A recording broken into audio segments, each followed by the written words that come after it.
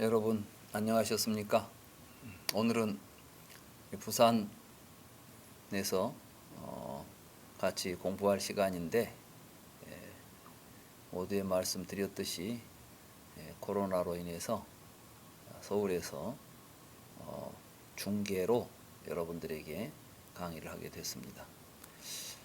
지난 시간에 저희들이 대반열반경을 살펴보면서 안한다가 부처님에게 오랫동안 머물러 달라는 청을 하지 않았다는 이야기까지 했었죠.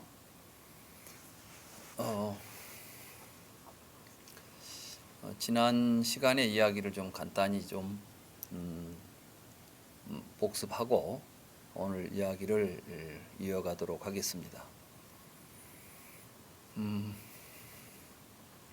부처님께서는 이제 83속의 나이로 80살에 마지막 여러 중생들에게 불법을 펴기 위한 이제 유행의 길을 떠나시게 됩니다. 그래서 이곳저곳 여러 곳에서 많은 설법을 하시면서 지나오시다가 심한 병에 걸려서 이제 안한다는 부처님께서 그냥 이렇게 열반에 드시면 큰일 나겠다. 말하자면 큰 교단이 있는데 이 교단을 부처님을 대신해서 이끌어갈 이런 후계자나 지도자를 부처님께서 미리 우리에게 알려주시고 그러한 그 지도자를 이제 후계자를 정해주고 나서 돌아가셔야 되는데 그냥 그러지도 않고 가버리면은 우리는 어떻게 한단 말인가 이런 이제 우려를 가지고 부처님께서 회복이 되시니까 부처님께서 우리 비구들에게 우리 상가에 아무 말씀도 없이 그냥 열반에 드실 걸 저희들은 크게 저는 염려했습니다. 이렇게 이제 말씀을 드리니까 부처님께서 깜짝 놀라십니다. 내가 그동안 제자들에게 비구들에게 감춘 것 없이 내놓을 것도 감출 것도 없고 드러낼 것도 없이 그야말로 뭐라 할까 이제 그때 부처님은 스승의 주먹이라는 표현을 쓰지요. 누구한테만 특별히 가르쳐 준 것도 없고 누구에게는 가르쳐 주지 않은 것도 없이 누구에게나 평등하게 똑같이 나는 가르침을 설해 주었다. 현교와 밀교의 구분이 없이 모든 사람에게 평등한 법을 가르쳤고 내가 그 법을 가르친 이상 내가 할 일이 뭐가 있단 말이냐. 만약에 내가 여러 승가를 앞에서 이끌어가는 지도자라고 생각했거나 또는 승가가 나를 추종하고 있다고 생각했다면 나는 마땅히 앞에서 이 승가를 이끌어갈 지도자 또는 모든 사람들이 따르는 추종자를 마땅히 정해야겠지만 나는 그러한 생각을 한 적이 없노라고 말씀하십니다. 그러면서 부처님의 가르침의 핵심은 다른 사람을 의지하는 것이 아니라 자기 자신을 의지하는 것이고 다른 것을 의지하는 것이 아니라 자기 자신을 의지해서 살아가는 법을 가르친 부처님의 다르마, 가르침에 의지하라는 것이다. 그러니 이제는 가르침이 스승이고 가르침이 앞으로 이 승가가 따라야 될 내용인 것이지 어떤 사람, 인물이 아니다. 이런 이야기를 하십니다. 우리는 이 말씀을 굉장히 깊이 새겨들어야 합니다. 많은 사람들이 불교를 공부하면서도 뭔가 믿고 의지하고 자기 자신보다는 어떤 다른 외적인 힘에 의존해서 신앙을 하는 경우가 많습니다. 그러나 부처님의 가르침의 본질은 다른 사람에게 또는 외적인 어떠한 초월적인 힘에 의지하는 것이 아니라 자기 자신에게 의지하는 것입니다. 우리는 그 부처님과 어떤 다른 종교의 지도자를 비교할 때 기독교에서는 예수님을 목자라고 부릅니다. 기독교에서 목자라고 부르는 그 목자는 양떼를 몰고 가는 사람입니다. 많은 양들이 한 곳으로 갈 수 있도록 앞에서 끌고 가는 사람이 목자입니다. 그러니까 이제 모든 다른 양들은 오직 그 목자, 말하자면은 이 지도자를 따라야만 되는 것이고, 그 지도자가 없으면 양떼는 갈 곳을 잃어버리고 뿔뿔이 흩어지고 방황하고 혼란에 빠지게 될 것입니다. 그런데 불교에서는 부처님께서 수행자를 모구자의 비유를 하셨습니다. 다시 말해서 소를 키우는 사람의 비유를 하셨습니다. 언뜻 보면 양떼를 몰고 다니는 사람이나 소를 몰고 다니는 사람이나 비슷할 거라고 생각을 할 수 있습니다. 그러나 근본적인 차이가 있습니다. 부처님께서 비유하신 소 치는 사람은 소에 대해서 잘 알아서 소를 마음대로 부리는 사람입니다. 불교 수행을 비유해서 시무도라고 하는 그림이 있습니다. 소를 찾는 이야기죠. 불교에서 수행자를 모구자라고 하는 것은 그 소를 잘 알고 소를 잘 다스려서 소를 마음대로 부리는 사람입니다. 이때 소는 자신의 마음을 비유하고 있습니다. 그러니까 불교 공부는 자기 자신의 마음을 잘 알고 다스릴 줄 아는 법을 공부하는 것입니다. 그걸 모구자라고 부르는 것입니다. 그러니까 목자, 말하자면 양떼를 몰고 다니는 목자와 소를 길들여서 다스리고 있는 모구자는 근본적으로 다른 의미를 가지고 있는 것입니다. 불교는 목자를 따라다니는 종교가 아니라 모구자로서 스스로 자신의 마음을 통찰하고 자신의 마음을 잘 다스려서 자신의 삶을 바르게 세워가는 이러한 가르침입니다. 그러한 의미에서 부처님은 우리에게 좋은 스승이고 좋은 안내자는 될지언정 부처님이 우리를 이끌고 가는 지도자는 아닌 것입니다. 우리가 어디에서 공부를 하더라도 불교를 가르치는 사람이 있다고 한다면 또는 불교를 이야기해 주는 사람이 있다고 한다면 그 사람은 우리의 지도자가 아니라 우리의 스승일 수 있고 또 우리에게 길을 안내해 주는 안내자일 수 있는 것입니다. 우리는 그런 의미에서 이제 부처님의 열반의 의미를 잘 새겨 들어야 합니다. 그런데 부처님께서 이제 열반에 드시기 전에 지금 이 대반열반경에는 아난다가 부처님께서 오랫동안 머물도록 청하지 않았다는 이야기를 하고 있습니다. 과연 이 이야기가 사실일까? 정말 그랬을까?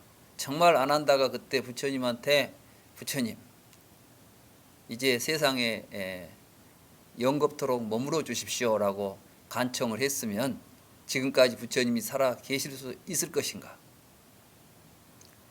신앙적으로는 그렇게 말할 수 있을 것입니다만은 저는 아난다가 3번을 청했다고 해서 부처님이 지금까지 살아 계실 수 있으리라고는 생각하지 않고 그건 또 부처님의 근본 가르침과도 어긋납니다. 부처님께서 나는 이미 낡은 수레와 같아서 이제 이 몸은 곧 쓰러져 가고 있다는 이야기를 이 대반열반경에서도 분명하게 하십니다. 그럼 여기에서 이런 이야기가 나오게 된 어떤 저변의 사정은 어떤 것이 있었을까? 이걸 한번 저는 생각해 봤습니다. 우리는 이제 불교를 이해할 때 그냥 우리들이 가지고 있는 어떠한 신심을 가지고 이해하기보다도 부처님 당시의 상황 또 이런 이야기가 나타나게 된 역사적인 어떤 정황 이런 것들도 함께 살펴볼 필요가 있다는 생각을 합니다. 사실은 그 부처님 말년에 어떤 사건이 벌어지냐 하면 대바다다가 그러니까 부처님의 사촌 동생이고 아난다의 형이라고 알려져 있죠. 이 데바다타라고 하는 제자가 부처님에게 뭔가 후계자를 정해줄 것을 사실은 요청합니다. 그리고 자기가 후계자가 될 테니까 이제 부처님은 뒤로 좀 물러나 계시라고 이야기를 하는 거죠. 그리고 그 아사세라고 하는 아자타사뚜 있죠. 아자타사뚜라고 하는 그 마가다의 왕자하고 결탁해 가지고 아자타사뚜는 빈비사라라고 하는 그 마가다의 왕을 이제 유폐시키고 그 왕권을 찬탈하지요. 그와 동시에 데바다타는 이제 부처님을 제거하고 교단의 지도자가 되고 교단의 우두머리가 되기 위해서 여러 가지 공작을 꾸몄던 역사적인 사실이 있습니다. 그럼 왜 부처님께서는 데바다타가 아닌 다른 사람을 생각하고 있었기 때문에 데바다타에게 교단의 어떤 후계자로 데바다타를 택하지 않았던 것인가? 그렇지 않습니다. 사실은 데바다타가 생각한 승단, 우리 말하자면 이 승가는 수직적인 권력 구조. 다시 말해서 이제 캐톨릭처럼 교황이 제일 위에 있고 그 밑에 뭐 추기경 뭐 해가지고 쭉 계급 질서를 가지고 있는 피라미드 구조를 생각하고 있었고, 교단이 그러한 어떠한 그 권력 구조를 가지고 아주 질서 있는 통제를 통해서 교단이 유지돼야 한다고 생각했던 사람입니다. 부처님은 그걸 굉장히 위험하게 생각하셨고, 그러한 데바다타를 멀리했기 때문에 데바다타는 다른 비구 한 500명을 끌고 나가서 새로운 교단을 만들었다고 합니다. 그렇지만 결국은 데바다타의 교단에 많은 사람들이 이제 외면함으로 인해서 결국 그 교단에 있는 많은 스님들이 비구들이 다시 부처님에게 돌아오고 데바다타는 결국 이제 홀로 되었다. 그래서 경전에 이제 대승경전에 보면 데바다타가 무간지옥에 빠졌다. 뭐 이러한 여러 가지 표현들이 나옵니다. 아무튼 그러한 정황 속에서 또 하나 중요한 사건이 있었습니다. 그건 뭐냐면은 부처님의 나라 사가족이죠. 석가족의 나라가 카필라바스투죠. 이 카필라바스투에 살고 있던 이 석가족이 옆에 있는 코살라에 병합이 되는 과정에서 사실은 석가족이 다 멸망을 하게 됩니다. 그때 많은 석가족들이 이제 그 재난을 피해서 부처님 교단에 출가를 하게 되었다고 합니다. 그래서 부처님 만년에 석가족 출가자들이 엄청나게 교단에 이제 몰려들게 되는 것이죠. 그래서 교단에 많은 사람들이 이제 출가는 했지만 사실은 갑작스럽게 어떤 재난을 피해서 부처님 교단에 출가한 많은 석가족들이 어찌 보면 교단으로 보면은 상당히 좀 또 문제가 있을 수도 있습니다. 새로운 많은 이제 세력이 교단에 들어오게 된 것이죠. 그리고 그러한 그 석가족들이 가장 믿고 의지했던 기존의 장로들, 기존의 큰 스님들 가운데는 아난다가 가장 부처님 최측근에서 만약 권력으로 본다면, 권력의 측면에서 본다면 가장 가까운 이제 말하자면 부처님의 최측근으로서 가장 큰 권력을 가지고 있다고 보여졌던 인물이기도 할 것입니다.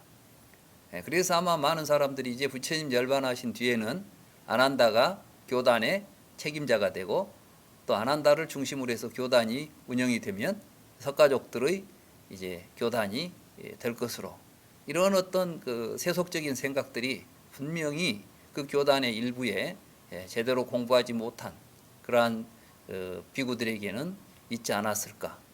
아마 아난다도 분명히 그것을 눈치챘으리라고 저는 봅니다. 그래서 아난다가 스스로 부처님 열반하신 뒤에 이 교단이 어떻게 나가야 할 것인가.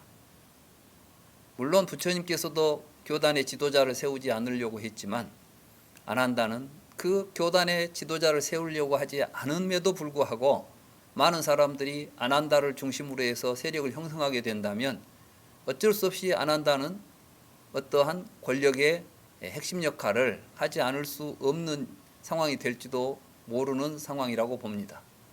그때 아난다는 나는 부족함이 많다, 내가 죄가 많다, 나는 그런 역할을 할 수 없다는 것을 스스로 이제 상황을 만들 필요가 있지 않았을까.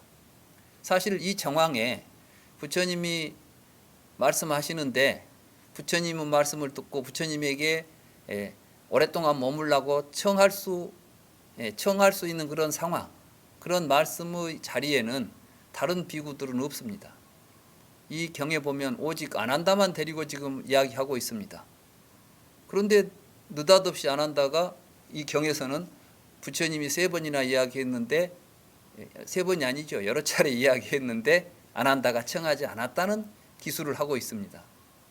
우리가 알기로 이제 경장은 아난다가 이와 같이 나는 들었다는 말로 시작해서 전하고 있는 걸로 역사적으로 우리가 알고 있는데,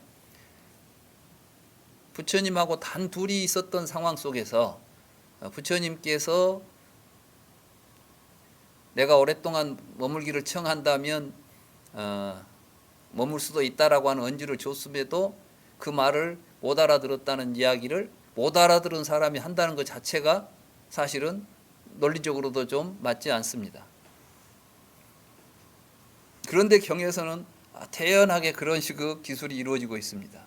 그리고 또 하나, 이제 열반하신 뒤에 많은 아라한들이 모여서 결집을 하려고 하는데 아난다는 아직 아라한과를 얻지 못했기 때문에 그 결집의 자리에 참석할 수가 없었다. 그래서 아난다가 분발해가지고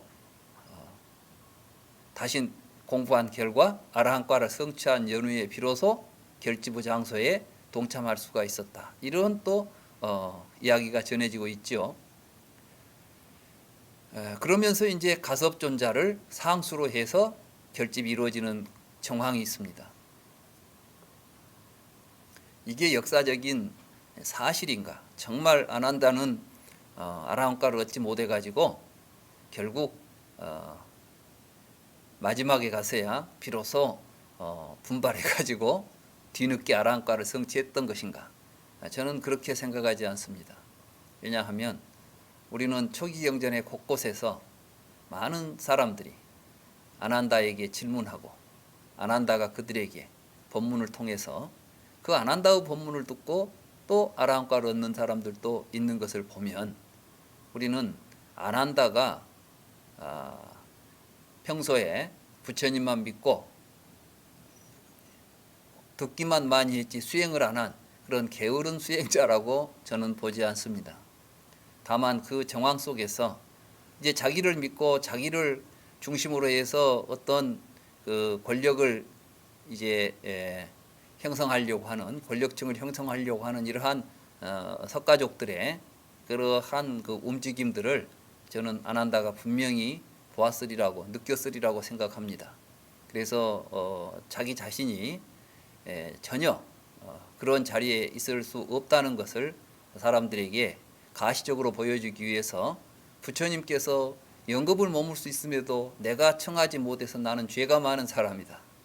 부처님 당시에 부처님으로부터 공부도 제대로 안 해가지고 나는 아라한과도 성취하지 못한 부족한 사람이다 하고 스스로를 깎아내리고, 그리고 그 당시 가장 교단에서 장로로서 많은 사람의 존경을 받고 있는 가섭존자를 앞으로 모시면서 가섭존자를 중심으로 해서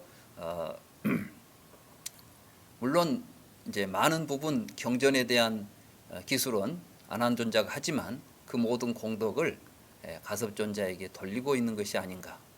이렇게 해서 교단 내에 평등하고 평화로운 교단을 만들어내는 역할을 아난다 존자가 하고 있지 않은가. 저는 이제 그러한 의미로 이 부분을 읽었습니다.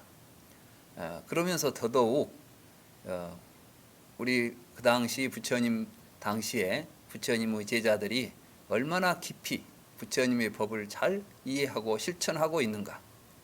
우리는 간혹 불교가 권력이 돼가지고 깨달음이 권력이 돼가지고 깨달은 사람이 권력자가 되는 이러한 형태들을 간혹 봅니다. 그러나 불교는 어떠한 의미에서도 불평등과 권력이라는 것은 있을 수가 없습니다. 부처님이 깨달은 것은 우리는 모두가 다 연기하는, 함께 공존하는 평등한 존재로서 서로를 사랑하고 서로 존중하는 관계 속에서 자유롭고 평등하고 평화로운 세상이 가능하다는 것을 가르쳤던 것이지, 어떤 위계 질서 속에서 지도자를 앞세우고 지도자를 추종하면서 뒤따라다니는 그러한 삶의 길을 우리에게 보여주지 않았다는 것을 이 경을 통해서 좀 더 분명하게 우리가 이해해야 할 것이다, 이렇게 생각을 합니다. 그래서 뭐 안 한다가 부처님이 여러 차례 내가 더 살 수도 있는데 그런데 청하지 않아 가지고 못 살았다, 이런 이야기들은 더 이상 사실이 아닌, 말하자면 그 당시 안한다가 자기 자신의 부족함을, 자기 자신의 죄과를 만들어서 어떠한 그 권력의 구조 속에서 빠져나오는 지혜로운 처신으로 받아들이는 것이 좋지 않을까, 저는 그렇게 생각을 합니다. 물론 이것은 제 개인적인 사견이니까 이걸 뭐 역사적인 사실이라고 볼 수는 없습니다. 저는 여러 정황을 통해서 볼 때 아마 그런 것이 아니겠는가, 이렇게 생각을 합니다.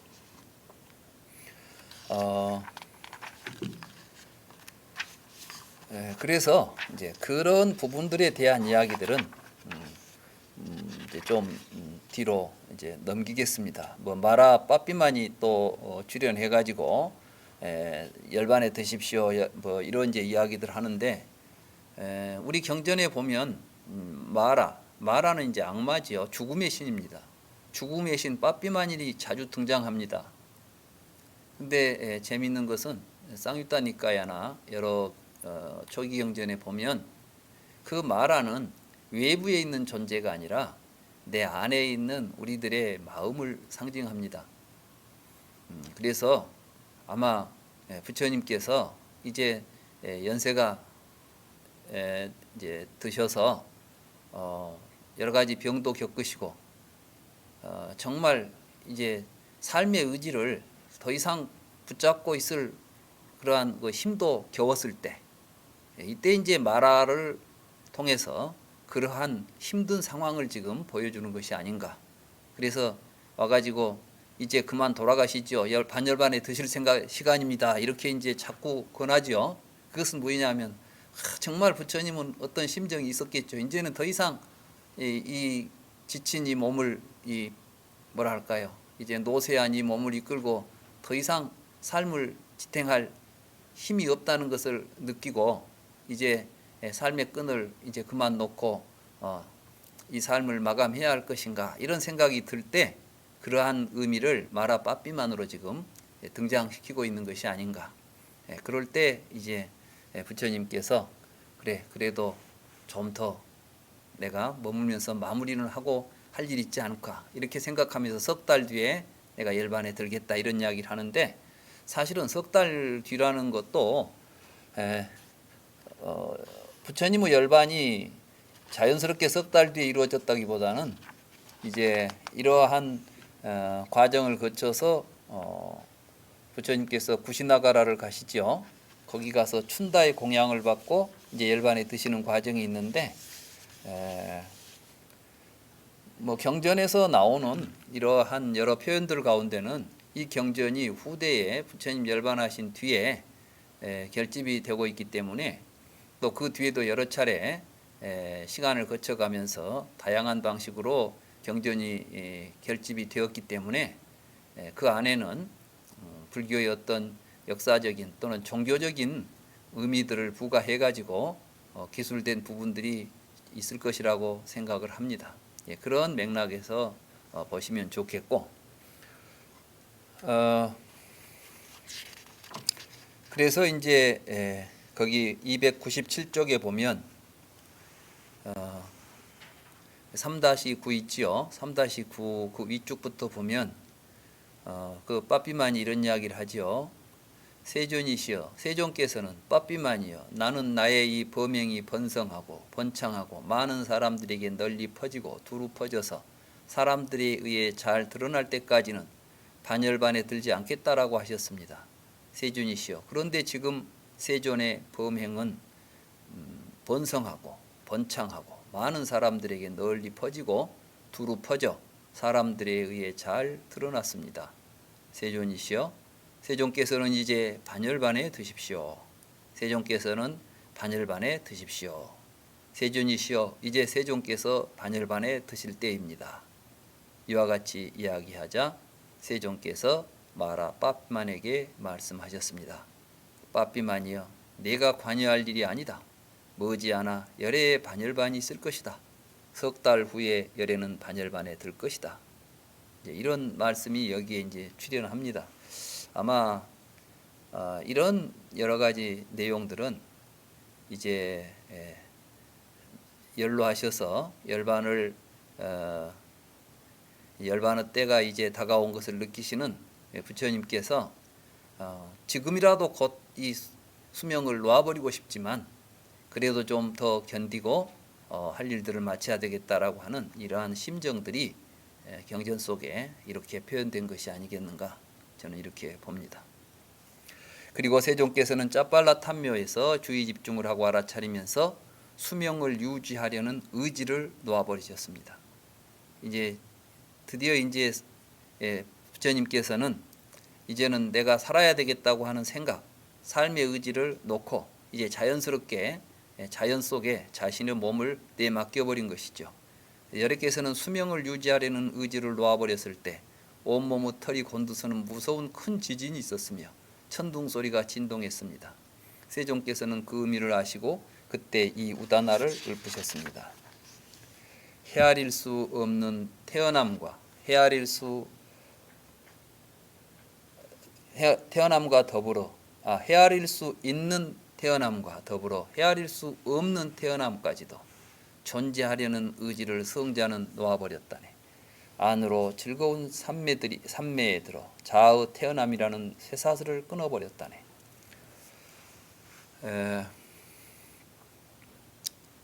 뭐 여기에 보면 이제 지진이 일어나죠. 땅이 흔들리죠. 불경에 보면 이제 이렇게 땅이 진동하는 이런 여러 가지 이제 이야기들이 나오는데, 이런 것들은 그 당시 인도인들의 사유 구조 속에서 뭐랄까 종교적으로 좀 의미 있는 사건들이 있을 때 이것을 우리가 뭐 경천동지할 일이랄지 우리가 이제 은유적으로 쓰지요. 뭐 정말 막 하늘이 놀래고 땅이 막 흔들리는 이야기가 아니라 굉장히 충격적인 사건이나 또는 큰 사건을 우리가 이야기할 때 경천동지할 만한 사건이다, 이런 표현을 쓰지요. 그런 것처럼 경전에서 이제 부처님께서 열반에 드신다는 것은 정말 우리 인류에게 또 모든 중생들에게는 너무나도 놀랍고도 또 슬프고 큰 사건이다, 이런 의미를 지금 여기에서 이런 식으로 표현하고 있다, 이렇게 이제 보시면 되겠습니다.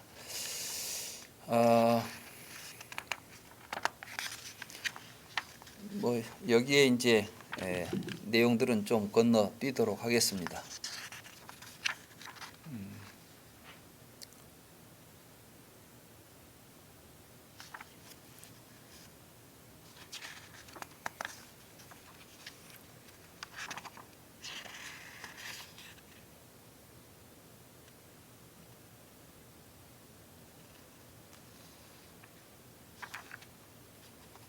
그 뒤에 내용들은 전부 이제 내가 여러 곳에서 오면서 뭐 라자가가 보기 좋구나, 기짜꾸따가 보기 좋구나, 뭐가 좋구나, 이런 이야기를 하고, 그때마다 이제 마지막으로 뒤에 가서 사신족을 닫고 이렇게 통달한 사람에게는 영겁을 머물 수 있는 이러한 힘이 있단다, 뭐 이런 이야기를 했는데 너는 못 알아들었으니 너 실수다, 이런 이야기가 수도 없이 반복이 됩니다. 네, 그걸 이제 좀 줄였어요. 그러니까 사실은 본경에 보면은 이 내용들이 뭐 기짜 굽다가 보기 좋구나, 사신족을 익히고 뭐 이렇게 이야기하고 해서 끝도 없이 이런 이야기가 반복됩니다. 그러니까 이제 이 대반열반경을 보게 되면 안 한다가 죄 지은 것이 한두 번이 아니지요. 지금 어느 장소에 가서 어디 탐묘에 가서 이야기할 때마다 눈치를 못 채고 부처님한테 청하지 않았다는 거예요. 한두 번도 아니고 수십 번을.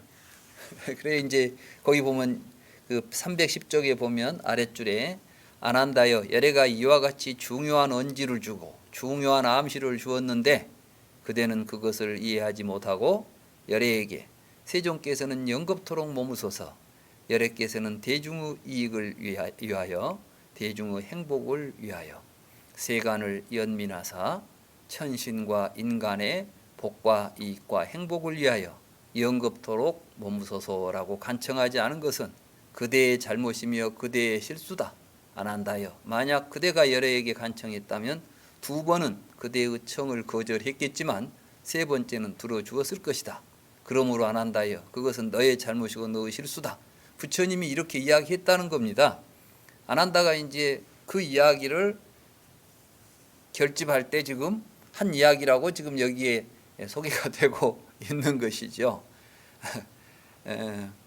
또 3-45를 보면 안한다야 나는 한때 웨살리에 있는 우대나 탐묘에 머물렀었다.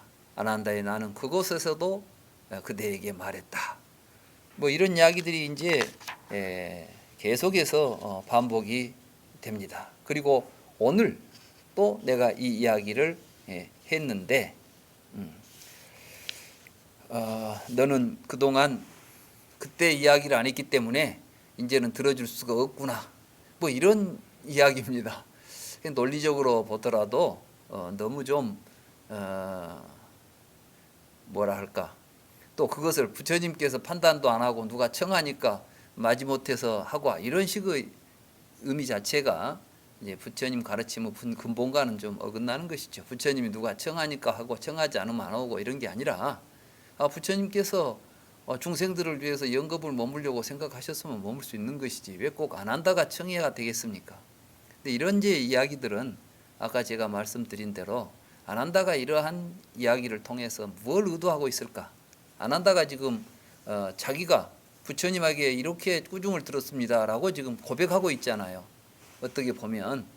근데 이런 이야기들을 아무도 본 적도 없고 들은 적도 없는데 단둘이 했던 이야기를 안 한다 나와가지고 나는 부처님한테 이렇게 꾸지람을 들었습니다. 이런 이야기를 하고 있다는 거.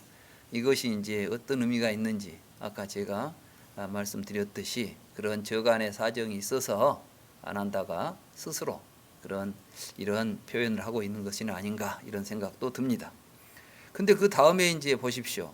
그 3-48을 보면 앞에 하고는 또 전혀 다른 내용으로 이야기가 전개됩니다.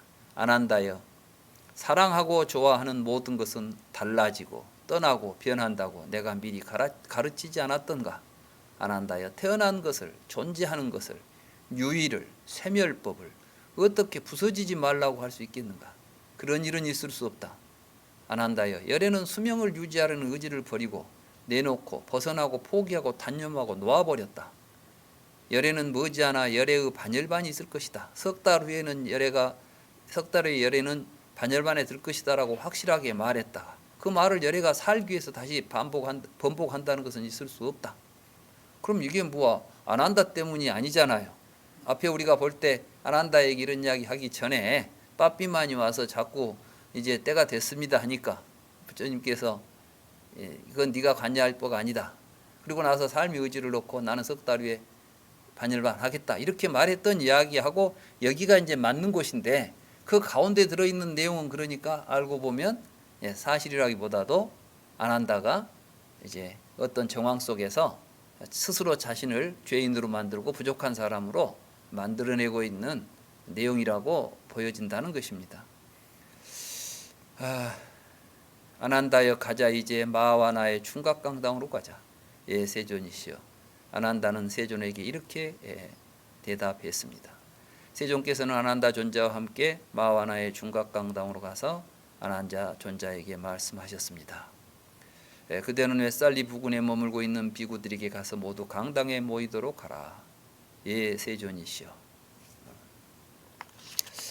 아난다 존자는 이렇게 세존께 대답하고 웨살리 부근에 머물고 있는 비구들에게 가서 모두 강당에 모이도록 한 후 세존께 가서 예배한 후에 한쪽에 섰습니다.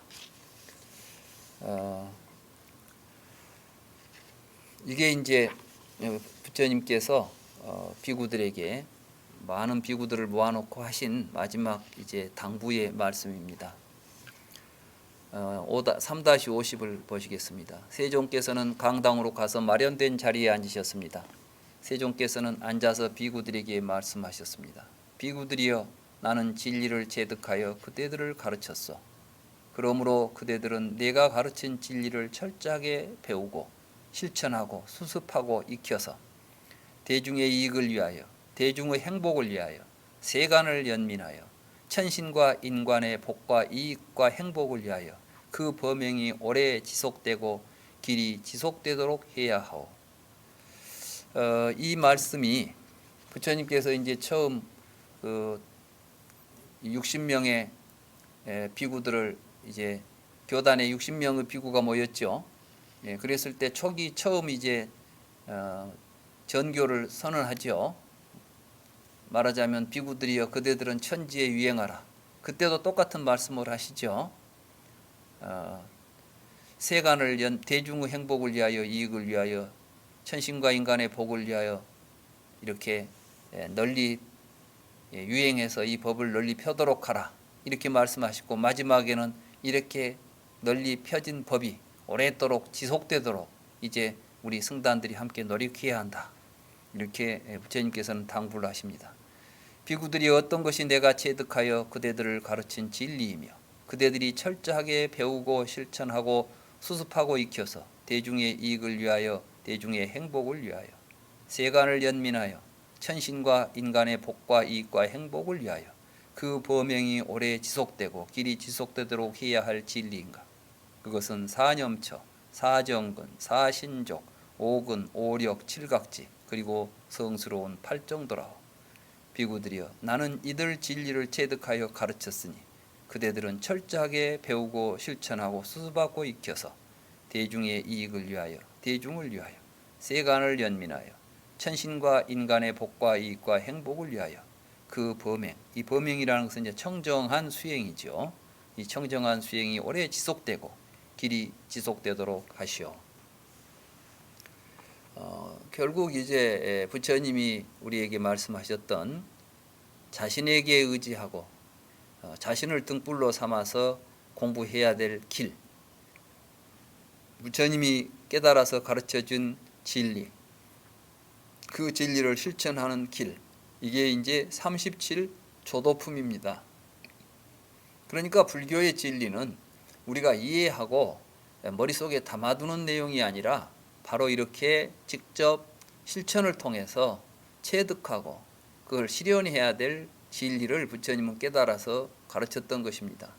그러니까 불교를 공부한다는 것은 결국은 이러한 수행을 통해서 수행의 길로 안내하는 것이 바로 불교이고, 그 안내를 받아서 그 길을 실천하는 구체적인 길을 부처님께서 보여주신 게 바로 37 조도품이다. 이렇게 말할 수 있습니다.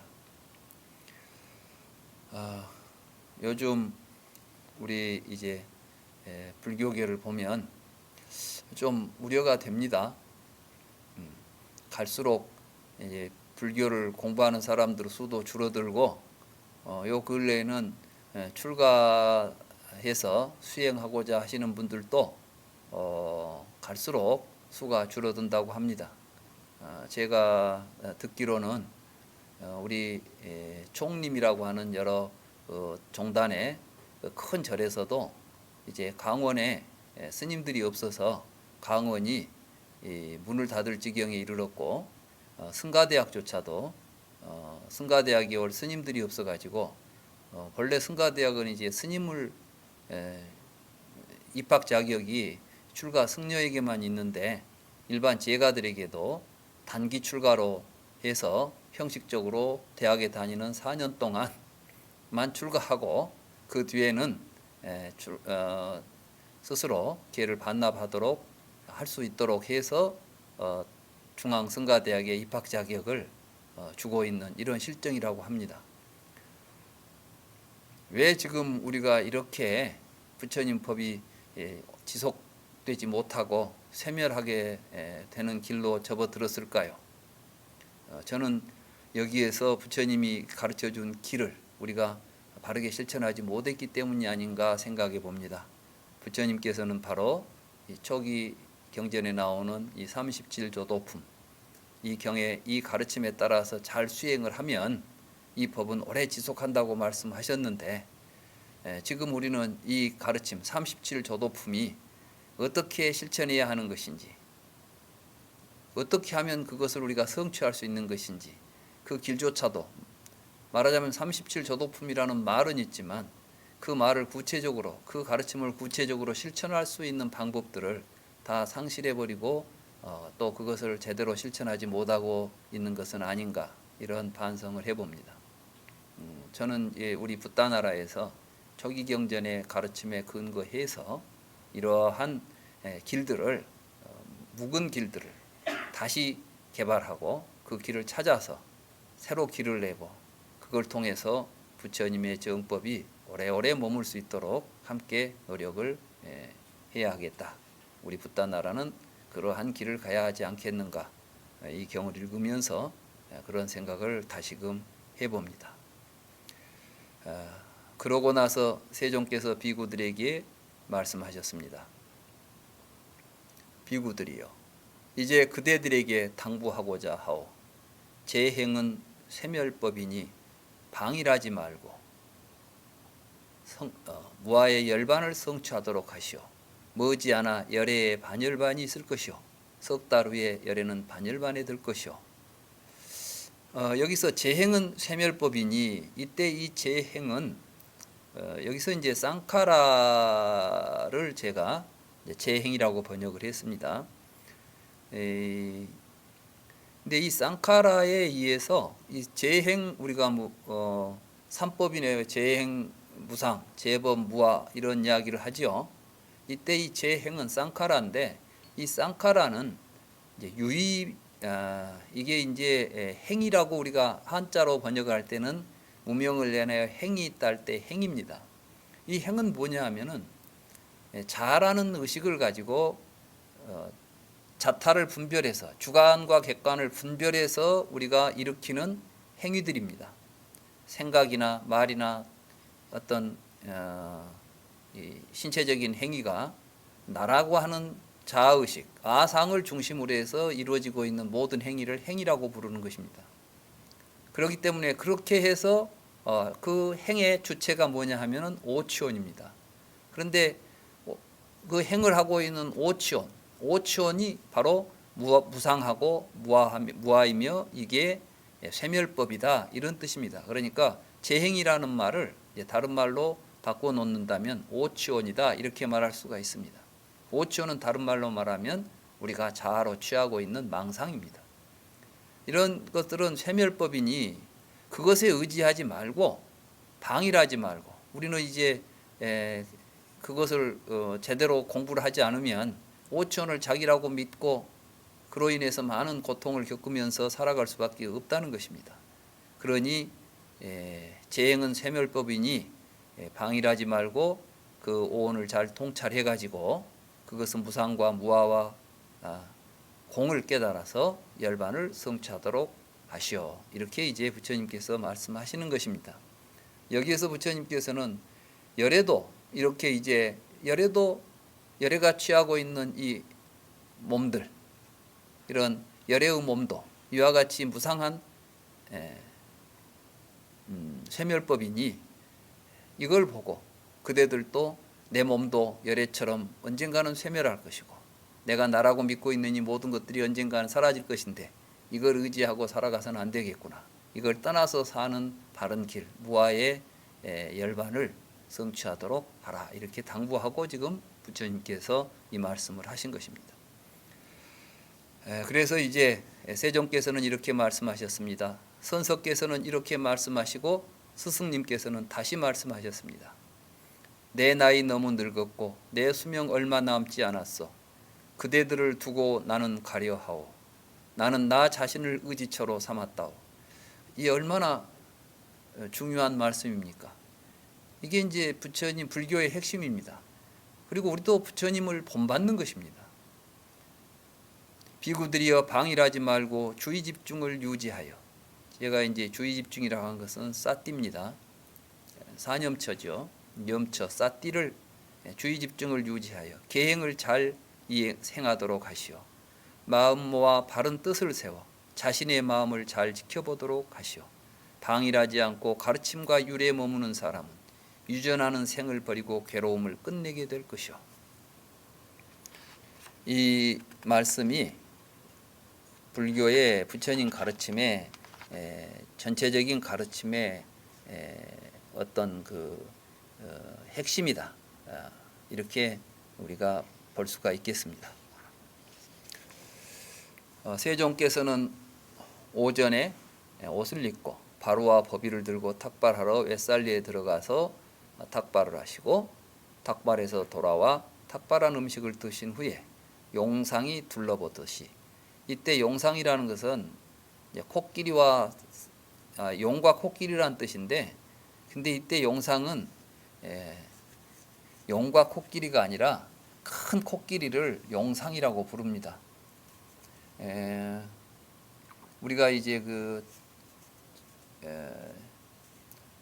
절에 이제 큰 대중방에 가면 스님들의 여러 가지 직책들을 적어놓은 뭐라 합니까? 붙여놓은 벽에 붙여놓은 직책들이 있잖아요. 거기 보면 용상방이다 이렇게 이제 써져 있죠. 이 용상이라는 것은 본래 이제 임금이 타고 다니는 큰 코끼리, 코끼리 중에서도 가장 큰 코끼리. 그래서 이제 동물들 가운데서 제일 큰 존재죠. 그런 것처럼 이제 수행자 또는 부처님, 이런 높은 덕이 있는 수행자들을 용상이라고 또 비유해서 부릅니다. 그런 것은 바로 경에 나온 이러한 표현들에 의해서 후대에 그렇게 불린 것으로 추정할 수가 있겠습니다. 그래서 이제 코끼리가, 이렇게 큰 코끼리가 고개를 돌리고 둘러보듯이 웨살리를 둘러보신 다음 아난다 존자에게 말씀하셨습니다. 아난다여, 이것이 열애가 마지막으로 보는 웨살리가 될 것이다. 아난다여, 가자. 이제 반다가마로 가자. 이렇게 이제 부처님께서는 이제 마지막 여정을 유행을 하시면서 곳곳에서 여러 가지 법문들을 마지막으로 이제 그동안 했던 여러 법문들을 정리해서 결론을 내듯이 이렇게 법문을 하고 계십니다. 4-2 보면은 비구들이여 네 가지 법을 자각하지 못하고 이해하지 못했기 때문에 나와 그대들은 이와 같이 오랜 세월 흘러다니고 돌아다녔다오. 네 가지 법이란 어떤 것인가? 비구들이여 성자의 계행을 자각하지 못하고 이해하지 못했기 때문에 나와 그대들은 이와 같이 오랜 세월을 흘려다니고 돌아다녔다오. 비구들이여 성자의 삼매와 성자의 반야와 성자의 해탈을 자각하지 못하고 이해하지 못했기 때문에 나와 그대들은 이와 같이 오랜 세월을 흘러다니고 돌아다녔다오. 비구들이여 나는 성자의 계행과 성자의 삼매와 성자의 반야와 성자의 해탈을 자각하고 이해했소. 존재로 이끄는 존재에 대한 가래는 부서지고 소멸하여 이제 이후에 존재가 없다오. 여기서 이제 제가 성자의 계행, 반야, 해탈 이런 게 계정해를 이야기합니다. 계행, 계, 삼매라고 제가 번역한 게 이제 우리가 보통 계정이라고 하는 것이고 반야를 이제 해라고 하죠. 결국 불교는 뭐냐면 계정의 사막을 닦아서 해탈하면 성자가 되는 것입니다. 근데 이렇게 성자가 되는 계정의 사막의 거룩한 삶을 우리 이루어주는 계정의 사막을 통해서 해탈하는 것을 우리는 지금까지 모르고 살았기 때문에 헛된 삶을 산 것이 아니냐. 불교 공부는 그러니까 계정의 사막을 닦아서 해탈을 성취하는 것이 부처님의 가르침이고 부처님은 그걸 깨달아서 우리에게 보여줬다는 것입니다. 불교 공부를 하면서 수행을 통해서 이것 말고 다른 것을 구하려고 하지 마십시오. 불교 공부는 어떻게 하는가? 출발을 계행부터 올바른 자기의 삶의 바른 삶의 태도부터 갖추고 그 삶을 통해서 마음을 편안하게 다스리고 그 편안한 마음 가운데 지혜를 일으켜서 일체 법의 실상을 바로 보고 나라고 붙잡을 것도 없고 내 것이라고 취할 것도 없다는 것을 깨달아서 모든 번뇌 망상으로부터 벗어나는 것. 그렇게 해서 우리들이 모든 존재에 걸리지 않고 이제는 더 이상 존재를 갈망하지 않는 삶으로 우리의 삶을 전환시키는 것. 이것이 이제 부처님이 가르쳐준 길입니다. 열반의 마지막에 이르러서 부처님께서는 비구들에게 이러한 여러 가르침을 이제 결론적으로 말씀하고 계십니다. 세종께서는 이렇게 말씀하셨습니다. 선속께서는 이렇게 말씀하시고 스승님께서는 다시 말씀하셨습니다. 위없는 계행과 삼매와 반야와 해탈이 있나니 계정의 해탈이지요. 명성 높은 곧담하는 이들 법을 자각했다네. 붓다는 이와 같이 자각한 법을 비구들에게 가르쳤다네. 괴로움을 끝낸 눈이 있는 스승은 반열반한다네. 결국 그래서 이제 부처님의 가르침은 항상 계행은 이런 것이다. 삼매는 이런 것이다. 반야는 이런 것이다. 계행을 두루하면 삼매라는 큰 과보와 공덕이 있고 삼매를 닦으면 반야라는 큰 과보와 공덕이 있고 반야가 충만한 마음은 모든 번뇌, 즉 용루, 유루, 무명루, 견루, 무명루에서 바르게 해탈한다. 이게 바로 아까 말한 계정의 해탈. 이게 부처님께서 평생 설하신 가르침입니다. 그것이 사성제라는 이름으로도 나타나기도 하고 12연기라는 이름으로도 나타나기도 하고 갖가지 교리로 드러나고 있지만 그 모든 부처님의 가르침을 한마디로 이야기한다면 계정해를 성취해서 해탈을 얻는 것, 그리고 그 해탈한 삶을 스스로 자각하는 것, 이게 이제 해탈직연이죠. 이걸 다시 말하면 이제 다른 말로 하면 오분법신이라고 부릅니다. 우리가 앱을 모실 때 계향, 정향, 해향, 해탈향, 해탈직연향 이렇게 이제 5분 향례를 올리지 않습니까? 바로 그 계정의 해탈, 해탈직연이 바로 부처님께서 우리에게 보여준, 깨달아서 보여준 진리인 것입니다. 그래서 그걸 보고 법신이라고 부르는 것입니다. 5분 법신. 그리고 그 5분 법신은 우리의 삶이 성취해야 될 우리 불교 수행의 최종 목적이 되는 것입니다.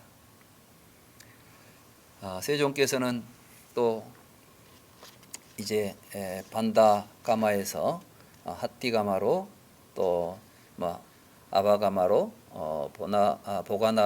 보가나가라로 이렇게 여러 곳으로 이제 가시면서 이제 여러 가지 법을 이제 말씀하셨죠.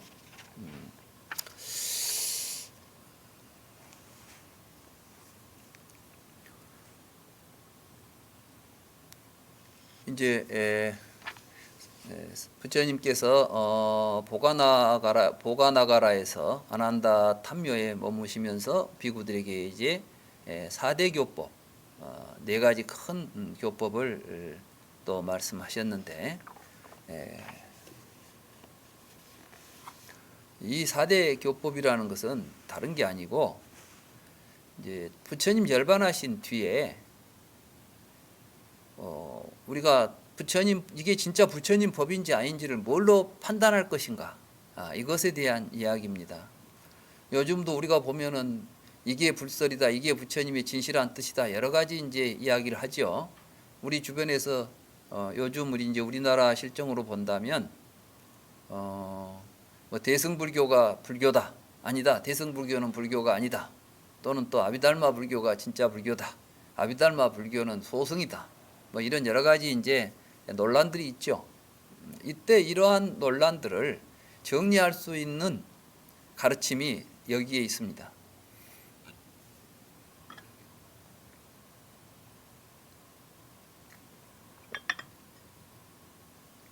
거기 이제 4-8을 한번 보시겠습니다. 비구들이여, 어떤 비구가, 존자들이여, 나는 세존으로부터 직접 듣고 직접 가르침을 받았소. 이것이 법이고 이것이 율이고 이것이 스승의 가르침이요 라고 말하면, 비구들이여, 그대들은 그 비구의 말을 찬탄하지도 말고 비난하지도 말고, 찬탄하거나 비난하지 말고 그가 하는 말들을 잘 배운 다음 경에 비추어 해석하고 율에 비추어 살펴보도록 하시오. 만약에 경에 비추어 해석하고 율에 비추어 살펴보아서 그것이 경을 해석한 것이 아니고 율을 보여준 것이 아니면, 비구들이여, 그대들은 이제 이것은 분명히 세존의 말씀이 아니다, 이 비구는 잘못 수지했다라고 결론을 내리고 그것을 버리도록 하시오. 만약에 경에 비추어 해석하고 율에 비추어 살펴보아서 그것들이 경을 해석한 것이고 율을 보여준 것이면, 비구들이여, 그대들은 이제 이것은 분명히 세존의 말씀이다, 이 비구는 잘 수지했다라고 결론을 내리도록 하시오. 비구들이여, 이것이 첫 번째 큰 교법이니 그대들은 명심하도록 하시오. 먼저 부처님에게 직접 나는 이런 가르침을 받았다, 내가 직접 들었다고 이야기한다고 해서 다 믿을 수 없다는 것입니다. 우리는 전에 이제 어떤 아마 이 마찌마니까에도 이제 그런 경이 나오겠습니다만은,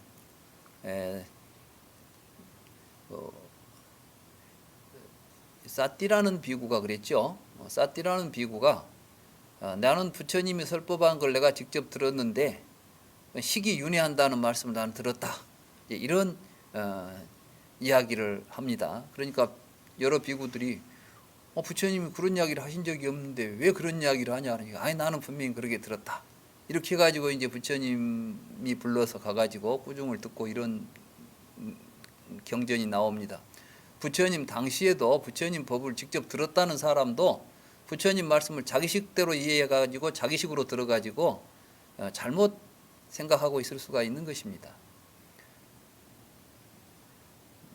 그런데 하물며 지금 2000년, 3000년이 지난 오늘날 자기가 어디서 들은 이야기, 자기가 어디서 본 이야기를 한다고 해서 그 사람이 내가 경에서 직접 봤다고 해서 그 말을 그렇게 믿어서는 안 된다는 것입니다.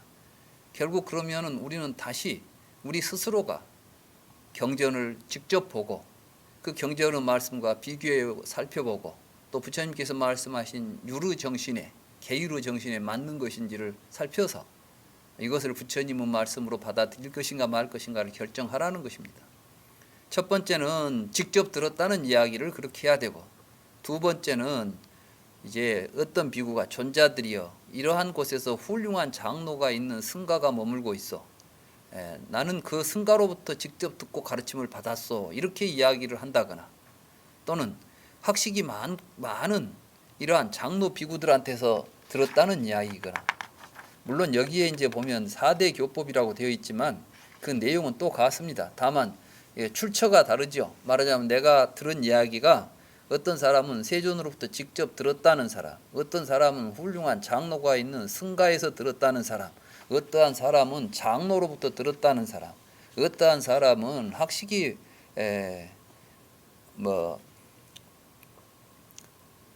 비구한테 들었다는 사람. 그러니까 이제 이 내용만 말하자면 그 통로만 다를 뿐이지, 우리가 이게 부처님 말씀이다라고 하는 이야기를 누가 하면은 그것에 대해서 아무 생각 없이 맞장구 치거나 아니면 자기 생각하고 틀리다고 해서 비판하거나 비난하지 말고, 일단은 그 말을 잘 수용해서 잘 배운 다음에 그 말의 의미가 부처님의 경전과 맞고 경전에 부합하고 유르 정신에 부합하는지를 살펴서 그것이 부합하면은 받아지니고 그렇지 않을 때는 물리쳐라. 이게 이제 우리가 앞으로 그러니까 공부를 하더라도 뭐 역사에서 보면은 대승불교도 여러 가지 형태가 나타나죠. 대승불교가 다 똑같은 대승불교가 아닙니다. 대승에도 보면 중관도 있고 유식도 있고 중관에도 보면 후기 중관이 있고 뭐 전기 중관이 있고 유식도 보면 후기 유식이 있고 또 보면 밀교가 있고 뭐가 있고 복잡하죠. 이 모든 것들을 다 불교라는 이름으로 지금 전해진다고 해서 우리가 그거 다 불교다라고 껴안고 갈 게 아니라 이게 이 부처님의 경전에 의거해서 여기서 말씀하신 부처님의 경은 무엇이겠습니까? 대승경전이겠습니까? 그렇지 않습니다. 지금 우리가 읽고 있는 이 니까야, 아함경 이런 경전에 또는 초기 율장에 나오는 부처님이 직접 우리에게 설하신 여러 계율의 정신 이런 것들을 기반으로 해서 후대에 나온 이야기를 할지라도 인도 사람이 하지 않고 한국 사람이 한 말이라 할지라도 그게 경전과 부합하고 율과 부합하면 그건 부처님 말씀과 다름이 없다라고 받아들일 것이고 부처님 당시에 직접 누가 들은 이야기라고 할지라도 그것이 부처님의 말씀과 부처님의 율에 어긋난 것이라면 그걸 받아들여서는 안 된다. 이게 이제 부처님의 마지막 우리들에게 하시는 당부의 가르침입니다.